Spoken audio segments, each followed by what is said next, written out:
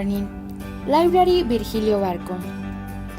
In this small meeting, we will find an internal and external description of the Virgilio Barco Library, located in Bogota City, a description of the service and programs. We can say that it stands out as a major library, which can have unique and memorable facilities for the Bogota. Thanks to the architecture of Rogelio Salmona, we can have this library in the most privileged location. It is surrounded by several locations like Barrios Unidos, Chapinero, Teusaquillo, and Engativá.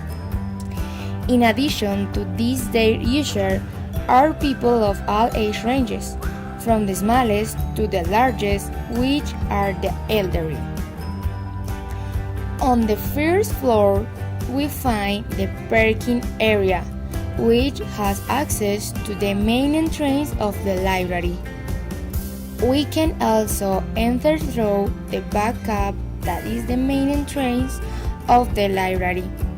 Inside this we find the coffee shop, room 2, the gallery, bathrooms, and a reading room on the north side. Up the stairs we find a room 1 and the auditorium. Already located on the second floor, we find the reception and lockers. Also, a space open to the needs of the library according to its artistic and cultural programming.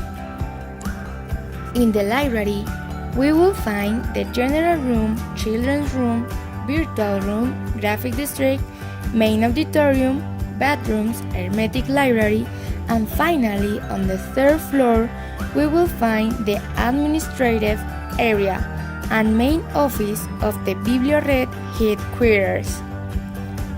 And finally, this service, we will find them when exploring the great road to the reading, with a silence of peace and the flight of the imagination of the readers who enrich their head of knowledge and ideas that persevere in generation after generation. Welcome to the Library Virgilio Barco.